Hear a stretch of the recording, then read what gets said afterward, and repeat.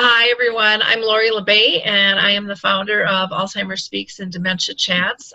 This platform, Dementia Chats, was created to help raise the voice and the image of people living with dementia. I personally have experienced this through my mother's journey of 30 years and just saw how much she taught me through her insights. And I just think that it is critical that we allow people with dementia to teach us. They just are filled with so much knowledge. So today we have 5 individuals with us, all living with dementia, and we're going to be discussing advocacy, being involved in groups, and how they do their work, and what happens if maybe their skill set declines or their cognition changes. How do they deal with it? How does the group deal with it? I think it's going to be a really valuable and interesting conversation. So I'm going to let everybody introduce themselves first, and Craig, I'm going to go ahead and start with you. Hi, my name is Craig Hanke. I'm from Tomahawk, Wisconsin, and I'm currently diagnosed with Lewy body dementia with onset of Parkinson's. Okay, great. Michael? My name is Michael Ellenbogen. I was diagnosed with Alzheimer's at age 49, and now I spend my time advocating for this cause. Great, thank you. Paulan? My name is Paulan Gordon. I'm in Cincinnati, Ohio. I was diagnosed at age 57 with vascular dementia, and that's been about 4.5 years ago now. And I'm just involved in a lot of advocacy efforts. And Mary? Thank you, Paulan. Hi, I'm Mary. I live in Lititz, Pennsylvania. I was diagnosed with young onset Alzheimer's. I was 50 years old. And Susan? Hi, I'm Suchan, Tulsa, Oklahoma. Was diagnosed early onset Alzheimer's 8 years old. 34 years ago, addition of diagnosed frontotemporal degeneration, PPA. And I try to advocate where available. Wonderful, thank you. Michael, I'm going to go ahead and have you kick this off because this was the topic that you had brought up. So why don't you go ahead and tell people kind of your concerns and thoughts regarding participations in groups and organizations, boards. There's just so much that you guys are all involved with. Sure. Well, I guess for me, it all started a couple of years ago, when we first tried to bring that position on NAPA. And it was really the first time they were going to bring somebody with Alzheimer's or some form of dementia on board. And I think it's important to realize that when we take up a position like that, it's important that, I guess, the people who are representing us, that they're cognitively capable of performing. Because if they're not, in my opinion, we're not doing justice by allowing people like that to represent us. So the issue is, was the person competent enough to actually be performing that job duty?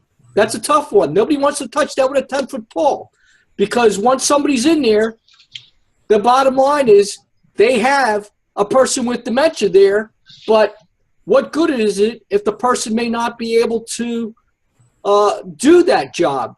How does that really affect people like us who were looking for that proper representation out there?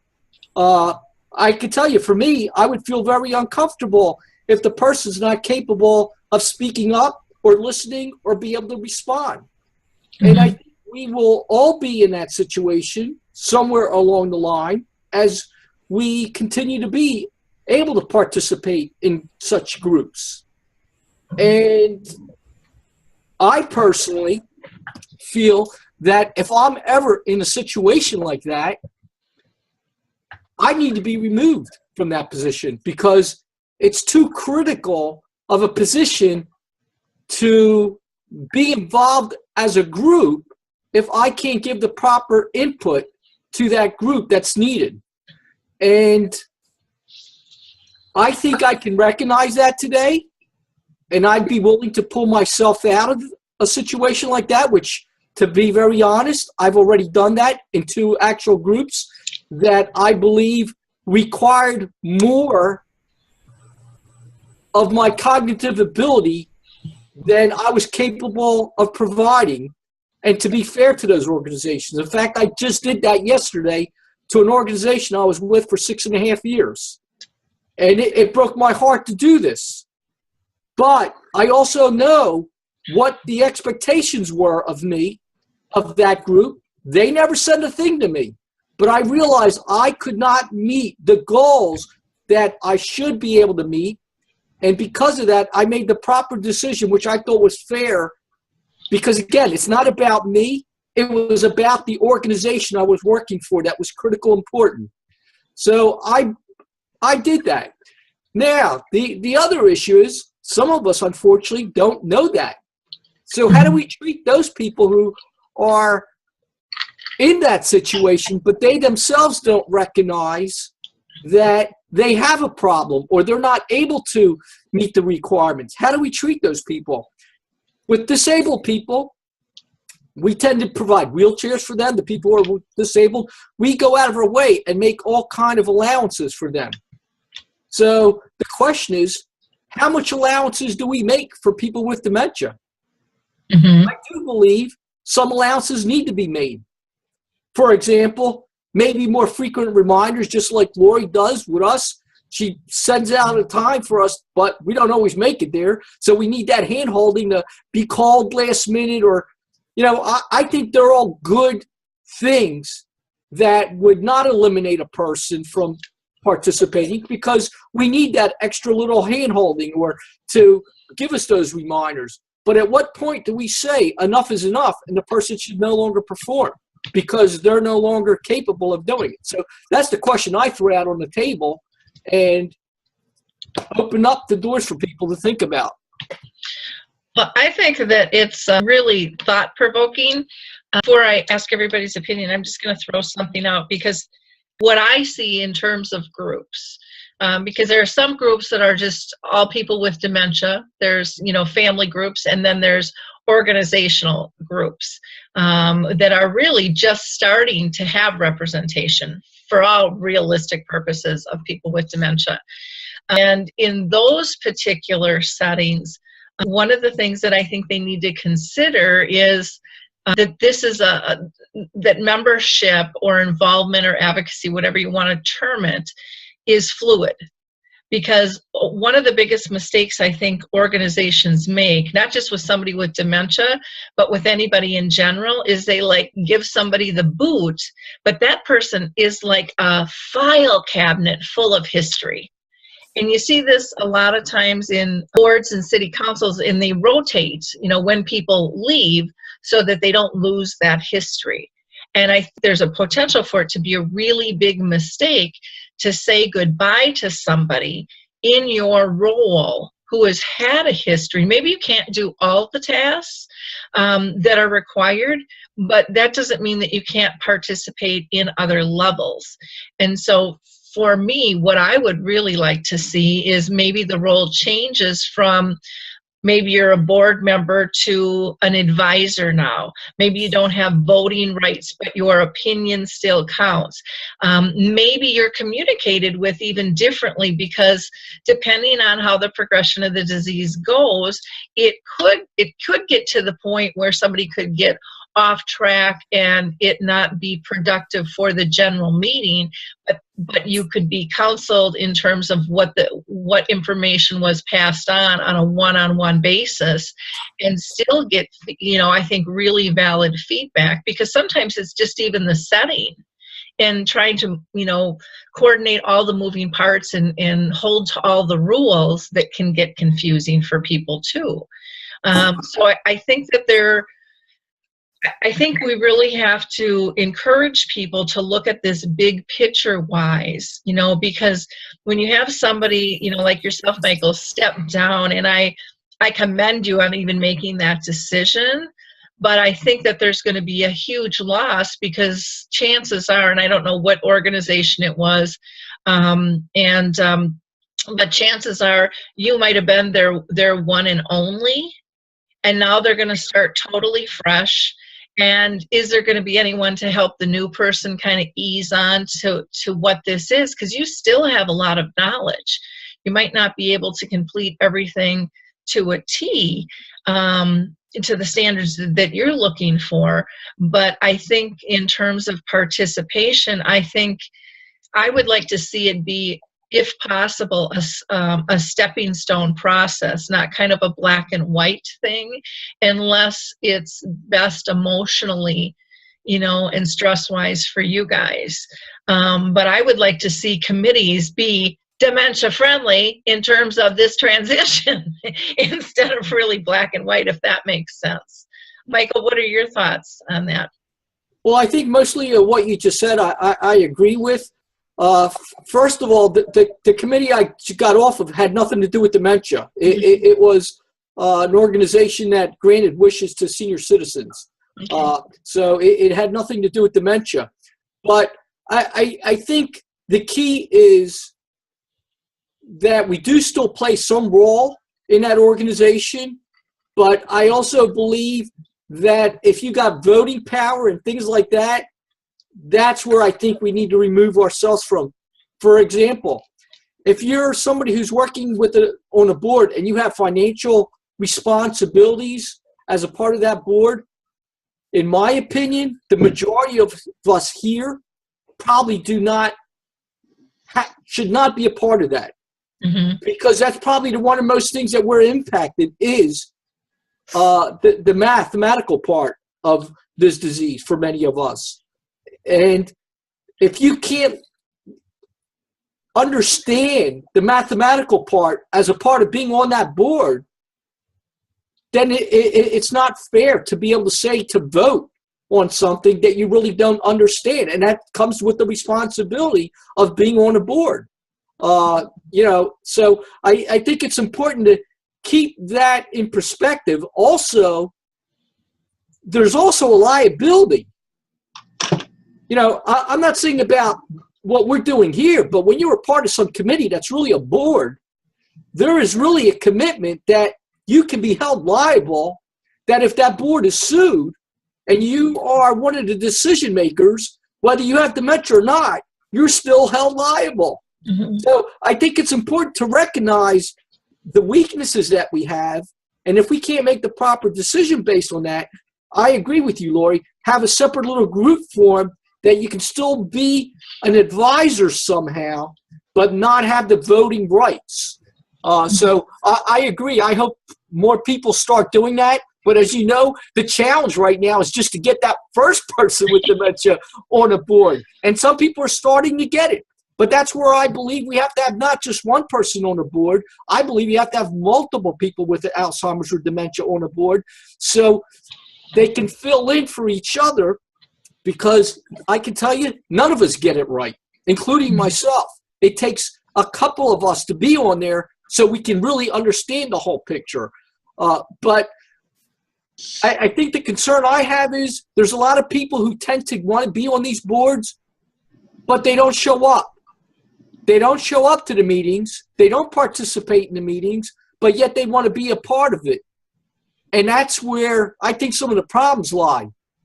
If you can't participate and be a part of it, then I think you don't need to be a part of the position. That makes sense. Paulan, what are your thoughts? Well, I guess I wanted to start off by saying that with Michael's initial thought is that these people, we're representing people with dementia, and we're on committees and we're representing people with dementia. If our skill set has lowered so much, we're not representing them well. And the next part of that, I think, is that it is important to have some sort of a succession planning so that as you start phasing down, you have somebody else that you're bringing up to take your place. And I think one place that you can see that is with Dementia Mentors, where we have mentoring programs going on. And I think that the part of the mentoring process needs to be helping that person to develop a skill set so that they can take over and then be a mentor themselves, so that there's always constantly fresh people and fresh ideas.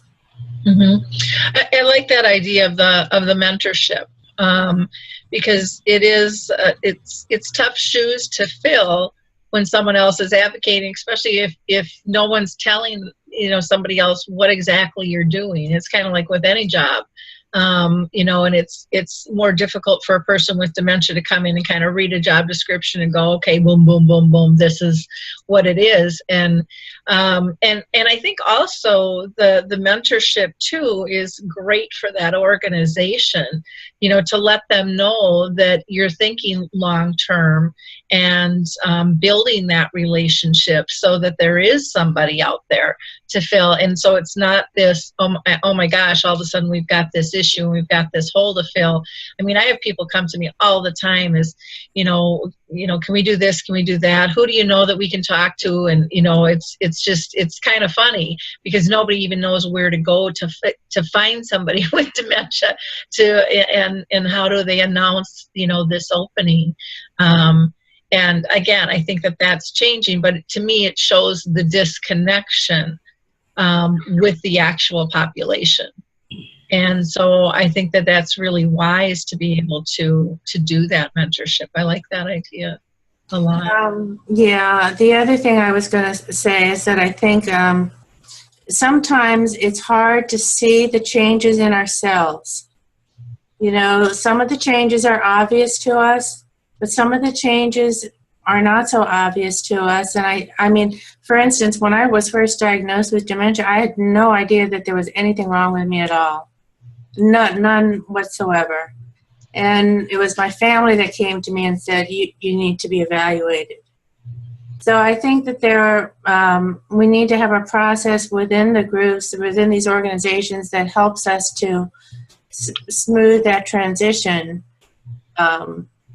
It helps identify and helps us not correct us, I don't want to say that word, but helps us learn that we are starting to lose some of our skills in case we're not aware of it ourselves. Mm-hmm. Yep, exactly. Mary, what are your thoughts on this topic? Well, I have 2 memory cafes that I work at, and my own that I started at my church, I have no problems with any of the people. But at my hospital, what happened was one of the people were talking and they were getting very angry and yelling at the other people that were in the memory cafe. And they didn't understand their diagnosis and everyone was trying to help them. And we had some people that were saying that they were going to leave the group because of this one person. And yet we wanted to help this person because everyone needs help in the group, so we just didn't know what to do. So we just went to the head of the hospital that was in charge of the memory cafe, and they kind of like talked to the family and said, that he has to be reevaluated and he isn't going to be able to continue with this group because it was really causing problems with the group. And as far as the reevaluation process, how, were they looking for a doctor's note or how was that? Well, at the hospital, they have like a memory care center. So they have neuropsychologists who do the testing. They have social workers. They have a nurse. And they wanted him to be reevaluated by the neuropsychologist then. Mm-hmm. I would think that could get a little tricky too with HIPAA and things like that, depending on, because I'm not sure exactly who the group was, if it was a hospital group, or if it was, a whole different entity in terms of, what you're looking for from the doctor on that point in terms of him deciding, is he capable to be part of the group? Is that what they were kind of looking for? Right. Okay, because I think that could get really interesting too, just to play devil's advocate. I understand it, but I just think too when, even when I started the memory cafes, people wanted us to test everybody, before to see if they could be part of the group. And I refused to do that, saying, I'm not going to hold somebody to a bad moment in time where they didn't test well. and to judge could they participate. And I think one of the other difficulties is, you know, when you're participating in a group, what does that mean? You know, so like in our memory cafe, some people thought if somebody didn't talk, they couldn't participate. Well, they can still participate. They can still hear. They can still respond in nonverbal ways. You know, we had one woman who could barely speak. We had somebody else who just mimed. We had people at all different levels, but they still participated. They still were comfortable. But again, they weren't in demanding roles like being on a board, you know, where they have to verbalize, which would be true. It wasn't, and you have to, I think when you're with a group, you know, part of it is you have to be able to communicate in a fashion that's not offensive to the rest of the group, you know, and I don't know if a neurologist is going to pick that up in a test necessarily. I don't know. That's just a thought. But they could go in and know. I mean, I think of my mom when she went in for her test, and she was on high alert and high gear, and she came out strutting like a peacock, passing the test, you know, her 10-question test, and it was not going to be an issue anymore because, and yet it was her idea to begin with to get tested, but then it all got turned on, you know, that it was my fault that she was there.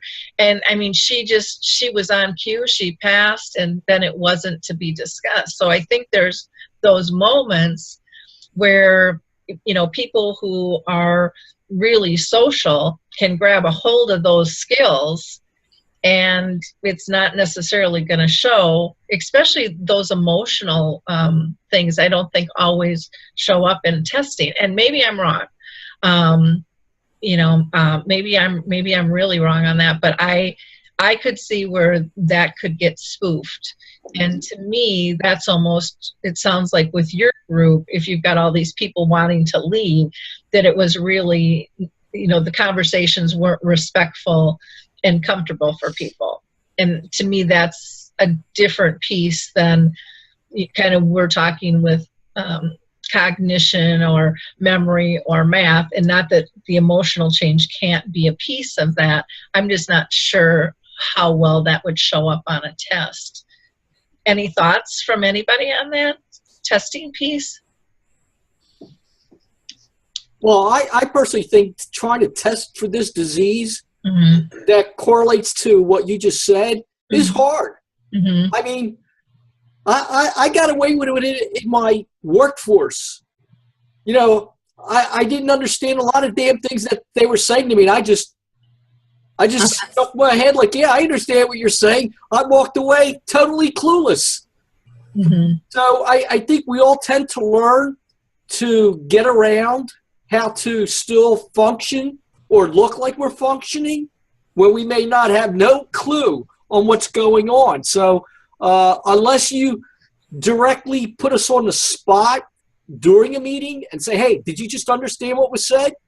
I'm going to tell you, I don't think you're going to be able to figure out whether people really understand things or not understand things.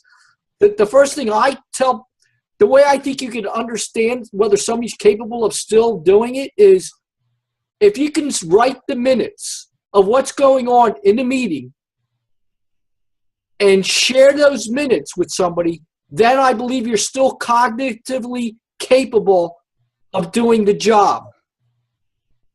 Because that tells me that you're still able to process and write down what you're getting and understanding and to share with others. If you're not able to do that, I don't think you're capable of still performing.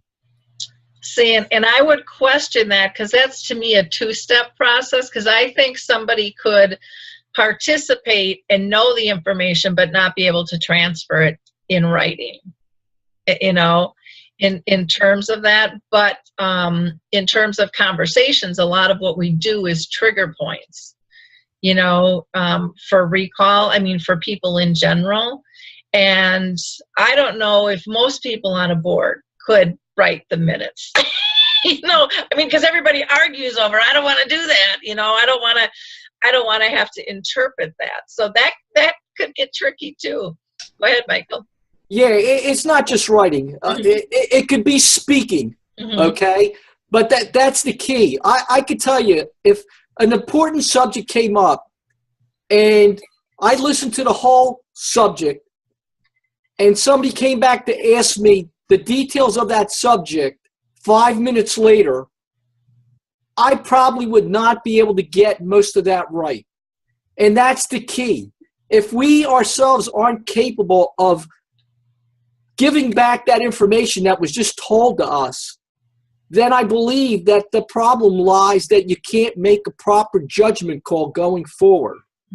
And I think that's what's important to realize. I mean, look, I am not proud of it.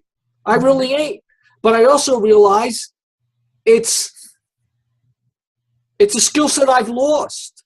I mean, I used to be a great listener. I mean, in fact, that's what used to make me really great. I used to be able to listen where that's a very difficult skill. A lot of people don't listen. And, you know, nowadays, I mean, I get very bits and pieces of things.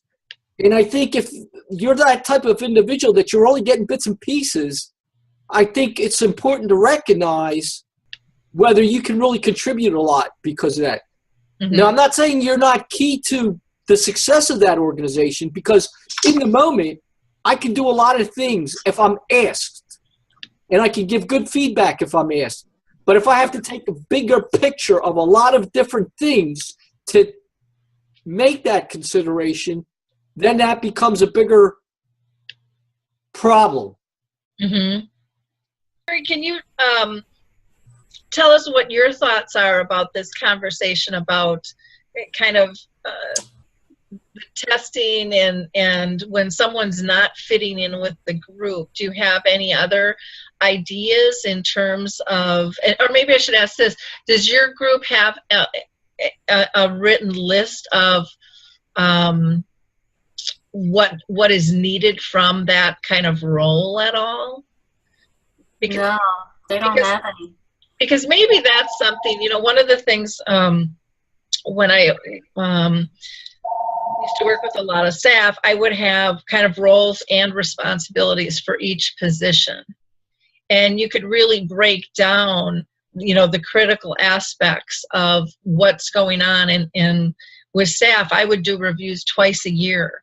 And I would ask every employee to review their job description, their roles, and their responsibilities. Because what I found was things changed in terms of what was asked of them and what their comfort level was, you know, kind of where they stood with each of those. And I think if organizations took the time to do that, I think they could run much more efficiently, because they would, and the supervisors or powers to be would actually know who's doing what, because a lot of times they don't, because things get passed off with teamwork or whatever.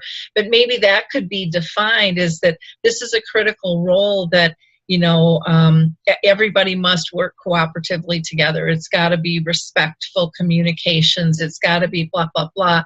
And then noting that if there is issues within the group, they're going to need to be addressed, you know, and you don't want to use that just to kick somebody off for no reason, but there would be definite bullet points of why this isn't working or what needs to be corrected to stay. Or maybe the role is shifted into, you know, from maybe a board member to an advisory type role where you're consulted, but you're not in the decision-making things. Maybe something like that would be useful. What do you think, Mary? I guess. Yeah. His problem was he just took over like the whole meeting, and just getting very angry about his diagnosis. And he said that he was diagnosed years ago with I'm trying to think of, not autism, with something else. Yeah, I think it was autism, and he doesn't know. No, ADHD. Okay. So he's saying, well, I was diagnosed with that, so how can they say they have Alzheimer's now? And he just kept taking over the whole group and complaining about that. He couldn't understand his diagnosis. Yeah. Yeah, and maybe that's one of the things too, is you've got to be accepting and comfortable with your diagnosis.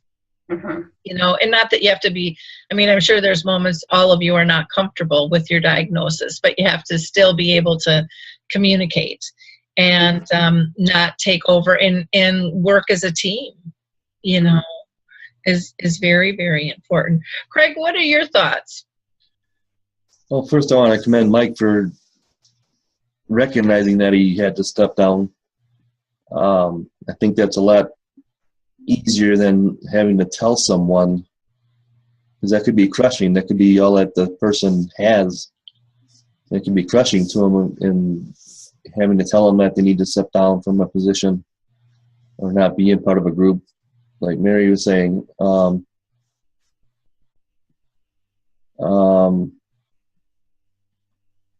So it's a touchy situation, depending on the personality of the person that you're talking to.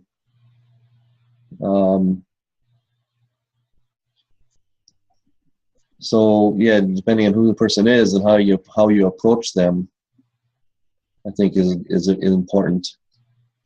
Yeah. And I think if those standards are set up front, it makes it easier. And if it's talked about, I like the, you know, what you just said about, you know, commending Michael for stepping down, because it does make it easier for everybody. Because it can, I mean, when somebody gets booted off a group, we've seen that even on social media, how devastating that can be to not just the person, but to the whole group as a whole.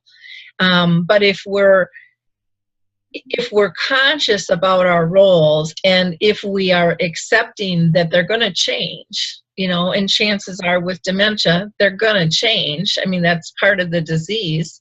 You know, that really is indeed being dementia friendly. But I think it's about, you know, I think there's so much status sometimes to being in a group, and letting people know that they're still valued even if they're not in that role. I think it's really about making it okay. And when, like, if I had to, you know, talk to somebody and say, you know, have this conversation about maybe this isn't appropriate anymore, it's going to be more uncomfortable if I'm uncomfortable with it. Because again, you're going to pick up my discomfort. And I mean, because that's just what we do. So I think it's about all of us understanding and having the conversations. And if we have something in writing to start saying, you know, this is the role, it's going to be fluid, but there might be another place for you as an advisor, you know, and that may or may not be the case. But I don't think it always has to be black and white. And I also see with organizations a lot of times, and I don't know if you guys have seen this, where when they get a hold of somebody, they don't want to let them go because they don't know how to fill it again, which gets back to the whole retention thing. And so they're in denial because they don't want to deal with it, or they don't want to hurt somebody's feelings, even though they know it's not a mix. And I think that does a big disjustice too. So I think if everybody goes into it with an open mind that, you know, this is all about greater good, you know, because from my conversations with all of you, I mean, you're here for the greater good. You know, if you had your choice, you wouldn't be signing up for having this disease and doing what you're doing, but you got the disease and you've decided to make a difference, not only in your lives, but in a lot of others.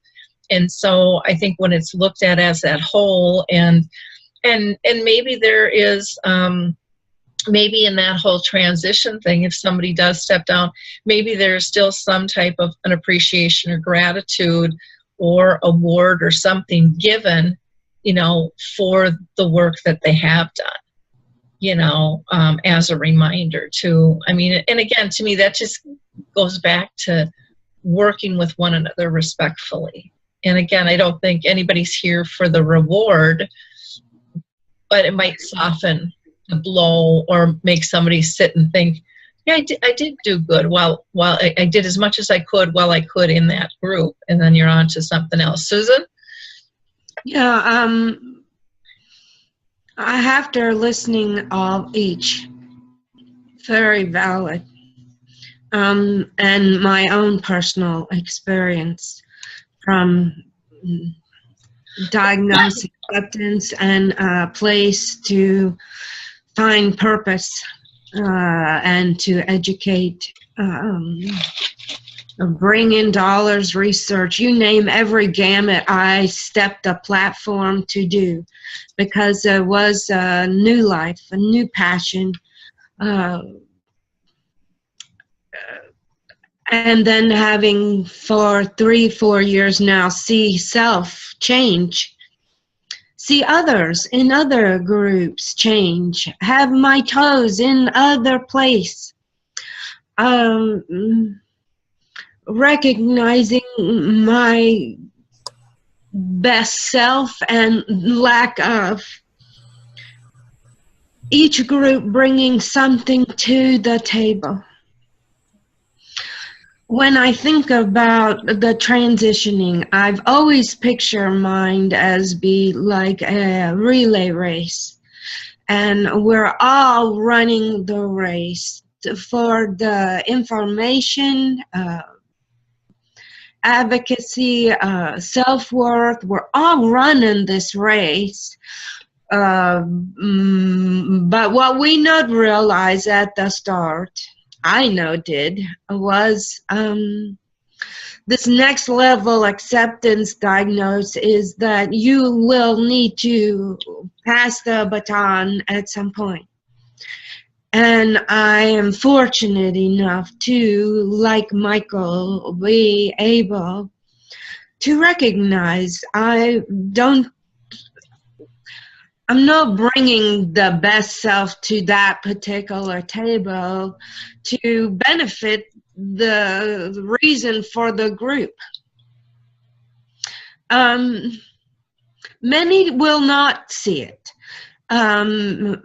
as noted. Some don't recognize their change. So when I have evaluate self and can apply to groups, I think we have a president, vice president, chairs, co-chairs, great, whatever. You need a title, you got it. They should be for term limits because we're going to reevaluate. And because a group, in opinion me, is a group people all working toward thing good, we should all be able to say one another, oh, we need to mix it up a little because things are evolving. There's no shame there. I do not know all can do because they can't get past selves. I don't know. There would be issues. Also, when I look at a large organization, they are as bad as us, the dementia. Oh, there's a pretty face. That person have lot talk, can make coherent. Bam, they can bring some money in here for us. They're dedicated. We're gonna grab them while they've got the gusto. And then instead of say that you're not pretty, you know, speak well, and we're tired of the face, they just know to call. That to me is harder than someone say me, the audience can't understand you anymore, sweetheart. We're going to pick another one. I mean, to be real, when we say, how would we do that? Every person different, so it may set for a different each person. For me, can say, be real. I surround self with people trust. World gets smaller, smaller, smaller because they're harder to remember, comprehend. So I choose to those be trust. Anyone here would say me, Susan, you look great. No can see, how, hear, say word you mean. Oh, shit. Okay. And I'd have to lick that wound and go forward. But we've all do this long enough know that that's, sorry, Charlie, the way can go. I also believe that, like Lori say, I so no can say what all is there. I cannot make all time be say where how can all understand. But does not mean I know to get it. No, I shouldn't sit on a board. Are you crazy? I haven't got it in me to do it, and there's no shame there. None at all. But I do have, to me, to not see, hear, as this disease, as they evolve, not unlike a mentor. Damn it. It's real. So we should be real from, I was just diagnosed and look all this purpose to, oh crap, it's getting real scary hard. It's real. And it may fit different platform, a different audience, but it's as valid as any other part. And that too will end. And we all know it. But I say go for can any place as long as can to whatever work you. Check yourself. Be real. Mourn it, move on. What can the next? If there's no thing left you or you feel no thing, then you got to real soul search. But I think we all have time left long, still do. I just sorry, it may look different. It may sound different. It is as valid as anything else we have been doing. I believe that. Maybe I'm in la la land. I know. I would trust my friends, honestly. Honestly, and that's a huge thing, trust. For someone to say honestly to me, Susan, we know you have point, and you have always so eloquently or honestly say, but you look foolish now. And we would not want you to be that position because we care about you. And I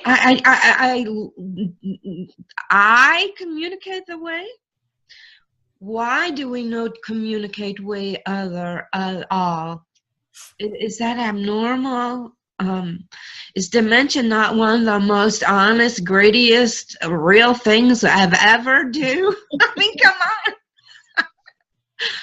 So I think for groups having kind of in your bylaws or what I'll call, we're gonna be, you're gonna be president for whatever term, and then we switch it. And let's not embarrass oneself. Let's make an opportunity continue, maybe just a different position. Well, I think you made great points. I also think that there should be something in those rules that say, maybe you sign up for a 2-year term, but maybe because for some people the disease can turn really quick and changes, and that's okay too. That you come first as a person. I think that that's really important, because if you're forced to continue and it's adding more stress, it's just gonna make things worse for everybody, for you and for the group that you're being part of with that added stress. So again, I think it really is about being honest and graceful and accepting that this is the disease, and there shouldn't be shame. And, I love your passionate voice. I just, and your honesty. Paulan, you had a comment? I did. I wanted to first of all say that I think one of the keys is what you brought up about having certain standards or understood to going in, that these are your responsibilities and these are, the skills that are needed, so that when there's a time comes that you need to tell somebody, you can say concretely, you can't just say, oh no, we don't think you're doing well anymore or whatever. You know, you're not adhering to these certain standards. So it's not such a personality thing. And I think the other part of that is that when it is time to step down, it would be nice if there was another position for you, you know, to say, no, you can no longer do this, be a board member, but you can be in an advisory group. You know, so you're not just kicking these people out, because these people, you know, those of us with dementia, this is our new purpose in life. You know, we've lost our careers and everything else, and this is our primary purpose that's left. And so you can't just rip that away from somebody without giving them anything in its place. Mm-hmm. Well, the sad part is that groups and companies do that, and they don't think twice. But I think if people are really going to be dementia friendly and dementia aware, and they have to realize that, you know, the knowledge that you have. I mean, even participating in a group and losing that knowledge base, even if you fill it in with another person, you're losing history there. And I think that is really critical to moving things forward and to having smooth transitions as well. So what I'm hearing from you, Paulan, is if it were you and you needed to be told this, you would want something concrete. And that sounds like what Susan was saying as well. Be honest with me. But it might be helpful to have that criteria up front, so that you know you agreed to it, even if you don't remember it. You know it was there at one point, and again, that it shouldn't be a shameful thing. It's just changing, and it's all about greater good. And if there can be another position or another role that you can be part of, then that's fantastic. Susan, anything you wanted to add? No. No? Okay. Too much input. Okay. Mary, how about you? If you needed to be told that things weren't working out in your group, how would you want it handled? I agree with Paulan saying about having another position available. Mm-hmm. Because this is so important to me. It's given me something to do, Mm-hmm. giving me purpose. Craig, how about you? In my particular case, I take a lot of pride in what I do and what I do it for. So I would definitely have to have some other position to step down into, and to be told that, because kind of off topic, my mom just had a stroke, and she wasn't remembering what she was saying or doing, and my sister was saying that she was very belligerent when you tell her that she was repeating herself or this or that, and we shouldn't disagree with her or just acknowledge her and just keep going with the day. But when I went with my mom for 10 days I was down there, she told me right out that she wanted to be told when she was repeating herself or when she was doing things twice or not doing them at all, point blank. So I think it really depends on the personality again, how you tell them. But I agree with Paulan, there should be another role you can step into somewhere, because like she said, again, we're no longer employable, and sometimes it's all you have is these groups. Yeah. Well, and I think, with your mom, telling you, I mean, for me anyways, it's always nice when it's my idea versus someone else telling me that I'm doing something wrong, that I want to hear that. But again, part of that is giving permission to have that conversation. It's got to be a comfortable position. And because of your situation, maybe your mom felt more comfortable with you than your sister. I mean, who knows? Who knows? But knowing that you probably get it and understand it more, and maybe are looking at her differently than, I mean, and I'm just projecting here, but I could see that coming into play as well. So I think it's all of our roles to, again, accept the truths of this disease. And one of the biggest truths is that it's different for everybody, and that we can't do a checkbox. I mean, it's just, we can make one, but it ain't gonna work. You know, we can make criteria though. You know, we can make overall standards of what roles are and what they look like, and even how many hours it's gonna take. And those things can be modified, and you know, maybe it's another position that wasn't there before, another role. And instead of taking it away and looking at it in that light, now you're expanding the group's knowledge base, you know, and the resources that are available. And so somebody might be stepping into your role, but now you're playing a different one, and not to placate you to make you feel like you're doing something, but to really, to really have that be something that's contributing